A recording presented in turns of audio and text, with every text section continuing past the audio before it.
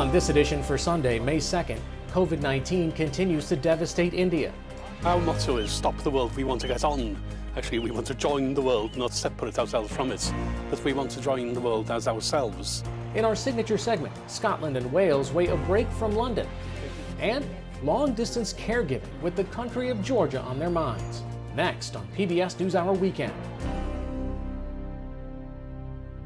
PBS NewsHour Weekend is made possible by Sue and Edgar Wachenheim III, the Anderson Family Fund, Bernard and Denise Schwartz, the Cheryl and Philip Milstein family, Barbara Hope Zuckerberg, the Leonard and Norma Clorfine Foundation, the Peter G. Peterson and Joan Gantz Cooney Fund, the estate of Worthington Mayo Smith. We try to live in the moment, to not miss what's right in front of us. At Mutual of America, we believe taking care of tomorrow can help you make the most of today. Mutual of America Financial Group, retirement services and investments. For 25 years, Consumer Cellular has been offering no-contract wireless plans designed to help people do more of what they like. Our U.S.-based customer service team can help find a plan that fits you. To learn more, visit consumercellular.tv. Additional support has been provided by the Corporation for Public Broadcasting, a private corporation funded by the American people, and by contributions to your PBS station from viewers like you. Thank you. Good evening and thank you for joining us. President Joe Biden marked the 10th anniversary of the killing of Osama bin Laden today with a statement thanking the military service members who carried out the attack on the al-Qaeda leader's Pakistan compound. The president said, quote, "We followed bin Laden to the gates of hell and we got him. We kept the promise to all those who lost loved ones on 9/11 that we would never forget those we had lost." Mr. Biden, who is spending the weekend at his home in Delaware, was vice president when then President Obama ordered the killing. The U.S. sent troops to Afghanistan in 2001 in what has become America's longest war. In his statement, President Biden said al-Qaeda is now, quote, greatly degraded. Yesterday, the formal withdrawal of troops from Afghanistan began and is set to be complete on September 11th. Earlier in the day, the Biden administration focused on the nearly $4 trillion in new spending on infrastructure and proposals to expand education and the social safety net for lower-income families. Today, Treasury Secretary Janet Yellen, who previously served as chair of the Federal Reserve, defended the administration's plan to raise taxes on corporations and the wealthiest Americans to pay for the plans. We're proposing that this spending be paid for, and I don't believe that inflation will be an issue, but if it becomes an issue, we have tools to address it. These are historic investments that we need to make our economy productive and fair. President Biden will continue his tour to sell his proposals this week, including a planned visit on Thursday to Lake Charles and New Orleans in Louisiana. Louisiana Republican Senator Bill Cassidy is part of a small group of Republicans that has put forward a smaller $570 billion infrastructure bill. In an interview today, Cassidy said a bipartisan deal is possible, but it will have to be a much more limited package than what the Biden administration is proposing. If you're talking about a scope, which is roads and bridges and internet and tunnels and airports and waterways, we can be pretty close. If you're talking about spending hundreds of billions of dollars to benefit public service unions, then we're far apart. In India this weekend, the surging second wave of coronavirus infections, combined with a shortage of vaccines, are now causing an average of 3,000 deaths every day. Hospitals are overwhelmed and new lockdowns are underway. But less than 2% of India's 940 million adults are fully vaccinated. The New York Times database shows the average number of cases explosive increase, up 82% over the past 2 weeks. The number of deaths increased 195% on average. As grim as those statistics are, experts say the real number of lives lost in India is far more than the 215,000 officially reported. India's vaccine shortage put a new inoculation campaign for all adults on hold in several parts of the country this weekend. Despite the crisis, people in 4 states were in the streets today celebrating election victories, many without masks. Preliminary results showed Prime Minister Narendra Modi's Nationalist Party did not gain a significant number of seats in the local legislative elections. Analysts say Modi's support may be slipping because of his handling of COVID-19 and the increasing rate of infections and deaths. In Israel today, the government held a national day of mourning for the victims of a deadly stampede at a religious festival in northern Israel last week.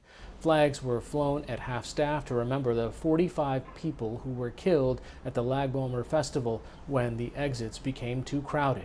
It was the deadliest civilian disaster in Israel's history. At least 10 of the victims were younger than 18. There were an estimated 100,000 people at the religious festival, the largest gathering in the country since the beginning of the COVID-19 pandemic.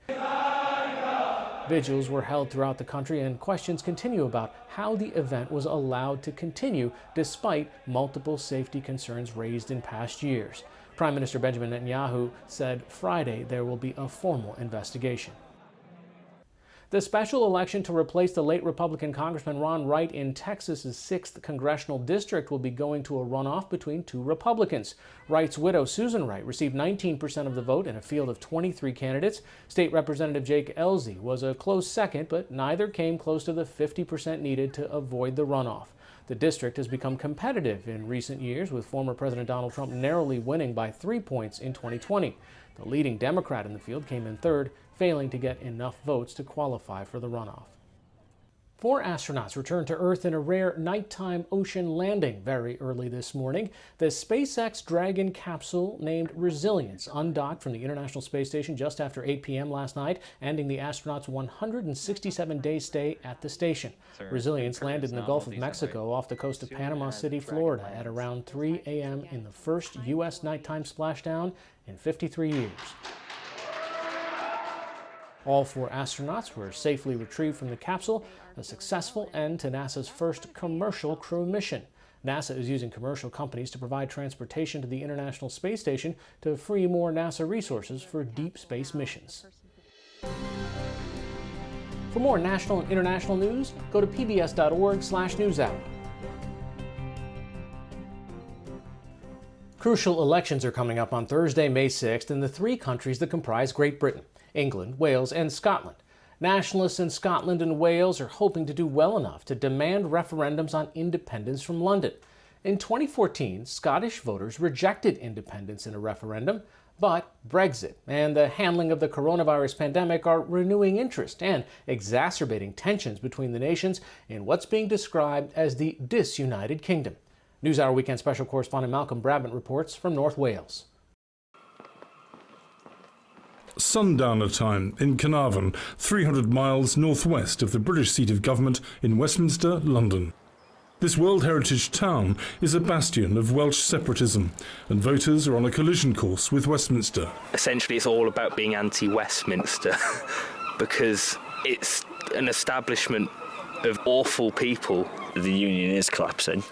I think Scotland has done pretty well on pushing independence themselves. I really got to the point where I just think we've got to go for it, or it's not going to happen at all. For the past 20 years, Howell Williams has represented this district in the British Parliament on behalf of the Nationalist Party of Wales, known in his language as Plaid Cymru. Our motto is stop the world, we want to get on. Actually, we want to join the world, not separate ourselves from it, but we want to join the world as ourselves. And I think we have a positive contribution to make to world affairs in our own small way.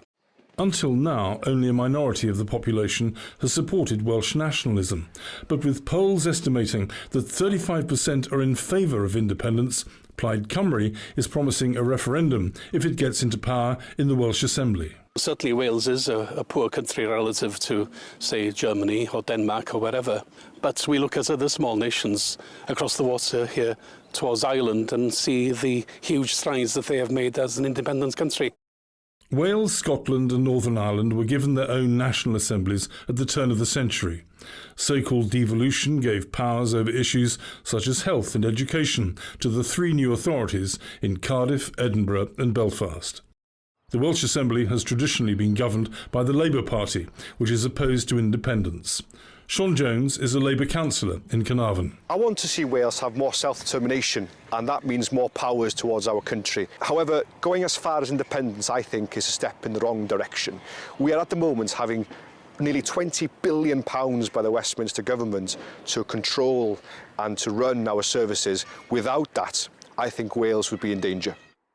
Polls suggest that Labour will be the biggest party after the election, but may have to share power with the Welsh nationalists. The British government likes to boast that the United Kingdom is the most successful political and economic union the world has ever seen.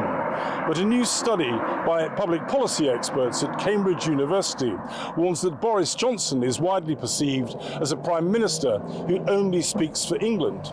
This present crisis is, I think, a lot more serious than the British state seems to realise.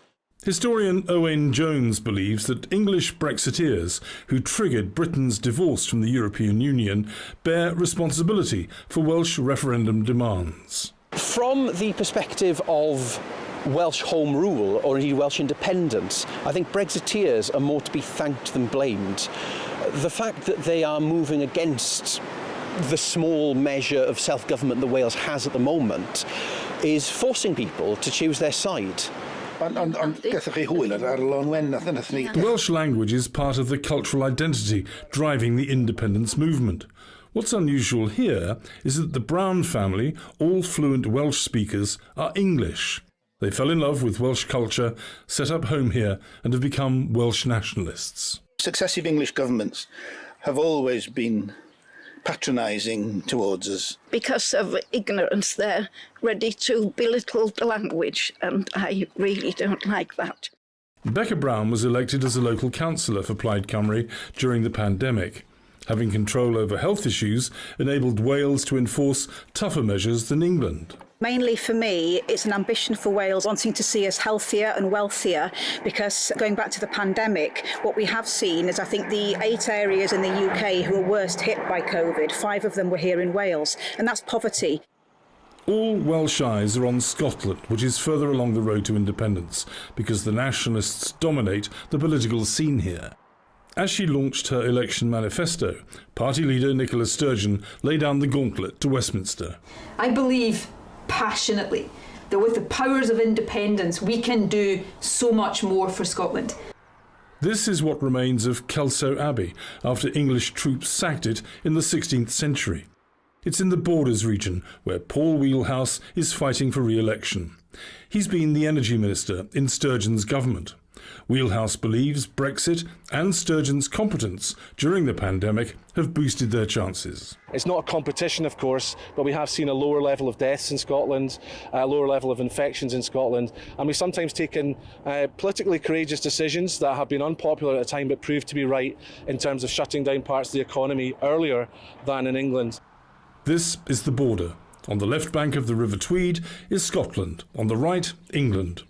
John Lamont is a Conservative member of the Westminster Parliament for the Scottish Borders. We need to not only ensure that we defeat the spread of the virus, but we need to deal with the economic recovery plan, and that will take some time. So I don't think now is the time for a referendum. The Scottish political scene has been complicated by a vicious split in nationalist ranks over unproven allegations of sexual harassment by the former SNP leader Alex Salmond. Salmond was cleared in court of all charges. His supporters believe that Nicola Sturgeon orchestrated a campaign to bring him down. Salmond has formed his own party, Alba. The party's strategic aims are clear and unambiguous: to achieve a successful, socially just, environmentally responsible, independent country. Alba candidates like Christina Hendry reject claims that independence demands will damage Scotland's post-Covid recovery. Scotland is best placed to decide how we recover from the pandemic. People of Scotland are best placed to decide what policies we should be putting forward, how we should be recovering. At a memorial to fallen British veterans, former soldier Bob Bolton stands up for the Union. We are better together. This pandemic has proved that, and if it hadn't been for the UK government, Scotland would have been so far behind in the vaccination process. There would be many, many more people dead in Scotland than what there is now. Some analysts believe that Boris Johnson should offer the Scots a surprise referendum now, because there's a good chance of it rejecting independence in the wake of the pandemic. Scots will recognise the great benefits of being part of a strong United Kingdom. They recognise what they contribute to the entirety of the UK as well. So I do not accept that independence is inevitable. But in this small Welsh garden, hopes are soaring higher than ever. Scotland is very much our model. If Scotland goes independent, then I really do think that there will be nothing to hold us back then. The good ship Britain may look stable now, but troubled waters lie ahead. In the small country of Georgia, with about 3.7 million people, more than 8% of the population has tested positive for the coronavirus. At its peak in December, with a rate of about 4,400 new cases a day, the medical system there was overwhelmed, and Georgians had few resources to turn to. But here in the United States, nearly 6,000 miles away, 2 Georgian doctors found a way to tackle their home country's woes with an unlikely grassroots effort, advising doctors and thousands of patients using the power of social media. Nana Gegachkori is a cardiologist at Maimonides Hospital in New York City. Zurab Guruli is the chief of anesthesiology at Montgomery VA Medical Center in Jackson, Mississippi. Both are immigrants from the country of Georgia, a small nation in the Caucasus Mountains between Russia and Turkey. And when each realized the toll COVID would take on their nation's health system, they teamed up to help from half a world away. I was terrified. What if my country will have as many numbers as we have right now, and how they will be dealing with this? First thing came to my mind, it was my little Georgia, which doesn't have a well-developed healthcare system, and it's a poor country. They tapped into platforms like Facebook to share their in-the-trenches knowledge and, in essence, become the personal doctors for thousands of patients in their old country, even as they treated Americans sickened by the disease at their respective hospitals. Maimonides already had enormous number of cases. That experience became so valuable. I thought, yes, this is time to share, because before they get new cases and before they get really sick patients, they have to know. Pandemic is like a war. And what is the most important thing in the war? Intelligence, especially in such a condition when you do not know your enemy. An ocean and a continent away from the United States, Georgia, a country of only 3.7 million, was stricken in December with the highest infection rate per 100,000 people in the world, with the daily cases up to 5,000. How did this happen? Recently, in Georgia's Black Sea port city Batumi, kids have been training for the World Karate Championships outdoors due to COVID safety restrictions. Normal life is slowly coming back after a big wave of COVID pummeled the city last summer. We forgot about everything in summer, the state, and more importantly, the part of the population that came here to relaxed here freely. By the end of the season, local tourists were offered free virus testing. As the number of positive cases increased, people panicked. That period lasted approximately 2 weeks in Ajara, and it was a period of complete collapse. The hospitals were converted into emergency COVID treatment centers, and local Dr. Sofia Beredze became one of the COVID care group leaders. Before arriving at hospitals, COVID patients were badly managed, and not to mention that people who entered hospitals had a lack of access to oxygen and enough medical personnel. As the virus spread throughout the country, emergency hotlines were overwhelmed, as was the nation's entire medical system. More than 1,000 people were being infected every day. Citizens were rattled by rumors, misinformation, and limited access to credible medical advice. In response, Dr. Gegachkori and Dr. Guruli posted a collaborative guideline. It was the first popularly accessible medical guideline on COVID-19 available in Georgian. It went viral and made national headlines, receiving tens of thousands of shares on Facebook and more than 1 million views. I can tell you that there were hundreds of letters. I started sorting out information, how to prevent, what to do. Then the next question was how to treat. And of course I needed psychological support too. It was one night when my test results came in, and that was when I started to really worry. When Eka Lominashvili discovered she had contracted the virus, she couldn't find credible treatment information in Georgia. That was a horrible period in a sense that in Georgia, in Tbilisi, there was no family doctor, no insurance company, and practically no one from whom one could get help, even something as simple as advice. A friend advised her to contact Dr. Guruli and Dr. Gegachkori, who provided their compassionate bedside manner from 8 time zones away. In that critical period, those 2 people were everything to me, a tremendous source of hope. Lominashvili recovered quickly at home. A doctor living in a small town called Sanaki was not so lucky. Irina Pshechichnaya-Sichinava was hospitalized and spent a month fighting for her life. When they took me to the resuscitation room and started to insert the central venous catheter, a thought passed through my mind. My children. Who will they be left with? How will they be? And that's when I told my resuscitator, do whatever is needed with me. I will obey. But I have to leave on my own feet from here. Please know this. As her condition worsened, a friend sought out Dr. Guruli in Mississippi for help. I called him crying that my best friend was like this, dying. Then Dr. Zura contacted Dr. Nana. I didn't know what was happening around me. I didn't know many things. The two U.S.-based doctors consulted with the clinic on a near-daily basis.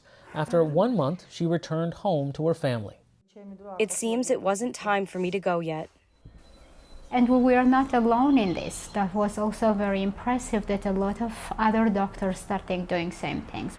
Dr. Guruli and Dr. Gegich-Kori joined a Georgia-based digital platform with other doctors that through a chatbot connects patients with qualified caregivers and helps combat dangerous self-treatment of the disease. And we found out that the people were not able to get the proper and trustworthy information. As well, they had no access to hospitals. Then I went for it and just started taking blood thinners. It wasn't only blood thinners. There were a lot of other things as well. Sandro Kandalaki was a victim of misinformation himself and is now part of the digital assistant Covider that has been visited by more than 87,000 unique visitors so far. Nana and Zurab, they were not sleeping. I can tell you that once they were ending their job, they were calling us. So without their help, I could say that we would have much more harder outcomes. We all had our roles, of course, all those innovations that were coming from their experience, shared by them. On our side, we did all we could in terms of ambulatory protection and help. A serious team of doctors were involved in the stationary management. Locked down in their jobs in New York and Mississippi, Dr. Guruli and Gegich-Kori have never actually met, but their long-range caregiving in their homeland has built a lasting friendship. It was really important experience of using new technologies to deliver care transatlantically. If we share our experience and if we together come to tackle any disease, I think there will be no problem which the human race cannot solve. And it's just important thing is we have to come together. We have to help each other and not to be selfish, because this planet is our home. This is PBS NewsHour Weekend, Sunday. Finally tonight, the East African country of Eritrea has been called the North Korea of Africa, ruled by one of the most secretive dictatorships in the world. In a new documentary premiering Tuesday on the PBS program Frontline, viewers get a glimpse into life under Eritrea's repressive regime. Escaping Eritrea features exclusive footage and interviews with those who have fled, including a former prisoner named Michael. He smuggled out footage from a government prison where he said he was incarcerated and tortured after avoiding military conscription. Here's an excerpt.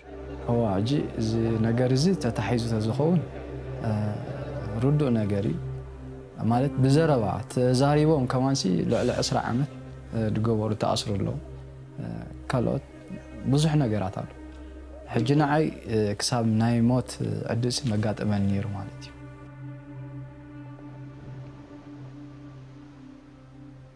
The prisoners can be seen packed into large holding rooms. According to Michael, they can be held like this for years without trial. ኣብዚ ልዕሊ 2,000 ማለት እዩ ኣርባዕተ ካሜራ ኣሎ ልዕሊ 2,000 እሱራት ካሉ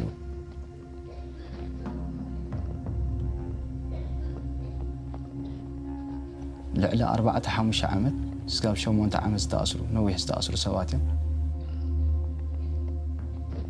ኩሉ ግን ተፀዋቒጡ ተሳኢሉ ዳርጋ ዝሞተ ኮይኑ ስማዓካ ማለት እዩ እግርን ርእስን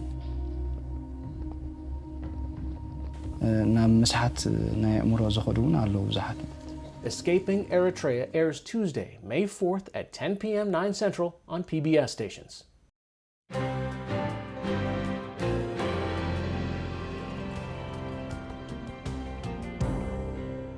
That's all for this edition of PBS NewsHour Weekend. For the latest news updates, visit pbs.org/newshour. I'm Hari Srinivasan. Thanks for watching. Stay healthy and have a good night.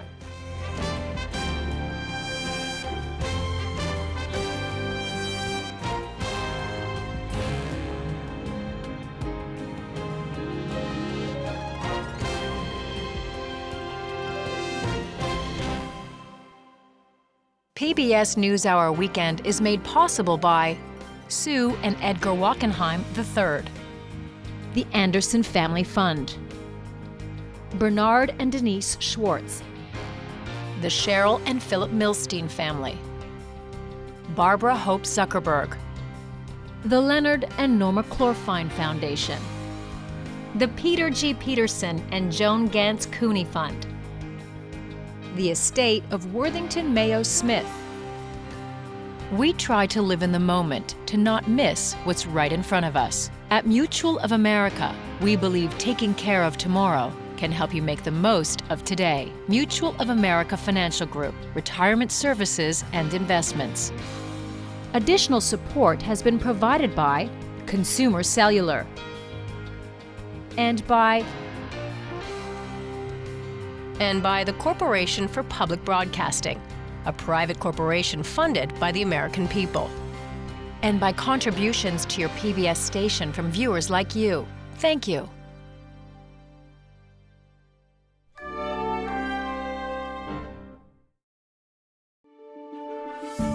You're watching PBS.